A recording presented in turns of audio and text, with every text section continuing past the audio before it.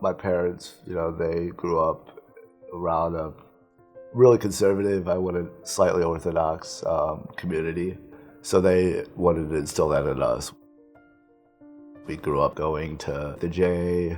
It was always a privilege, oh, we're going to the J today.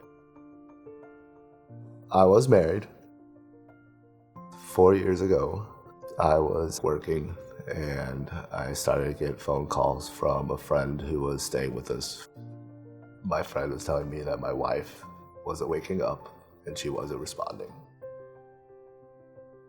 She passed from a chemical intoxication from Benadryl mixed with the over-the-counter pain meds that she was prescribed for a car accident that she had gotten in. I'm fine right now, but I could go out to the car and start to drive, and if a certain song plays on the radio, I could turn into a puddle. Because there's still those moments where I wish she was here.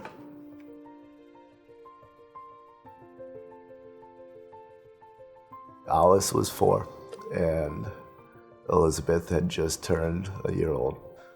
I didn't tell my youngest. At first she knew. That mommy wasn't there. Alice, I waited at first, and I was scared for what was going to happen next. But I took Alice out in my parents' backyard, at the stump where a big mimosa tree used to grow. And the sun just shines right down on that in the spot during the day. So we went and sat there. And I said, Alice, you feel that sun and that warmth? That's your mom. But mommy's not waking up from the hospital. It's just us now. It's the hardest thing I've ever had to tell her. I took a couple months off from work, so during that time I just spent it with the girls. I wanted Elizabeth around family more, so she was being watched by my parents and my sister and a few others. But I noticed pretty much right away that wasn't going to work. So I looked at KinderCare and at some of the mom and pop daycares in the area, and the J really does offer much better than what else you could find. We can go to some of the planned activities that you can register for, or just taking part in camp and getting to do just simple things with singing songs, saying Kiddush and Hamotzi at lunch, and then getting to do Shabbat on Fridays. Just that they know what Shabbat is. I want them to have that so they understand where they came from. And so that's why it's so important to me that my girls have that foundation too.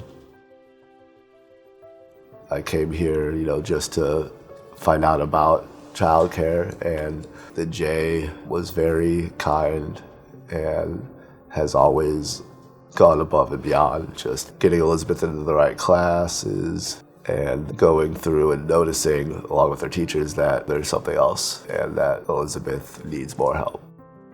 Elizabeth was diagnosed with a speech delay and a social emotional delay. And I think if she was at any other school, they might just overlook it because it is very borderline. I knew that there was no way I would be able to afford coming here. And so I knew that I would definitely need help. Part of picking the J was knowing that they're one of the only early childhoods that I know of that offer scholarship. There's no way we would be able to take part in all the activities and I wouldn't be able to give the girls that enrichment if it wasn't for the scholarship funds that they get through the J here. For a lot of people, it could feel almost embarrassing having to ask for that help, but it's there, and having the staff here make that easy and make it not like uncomfortable and not awkward, and it's made it so that we could be here.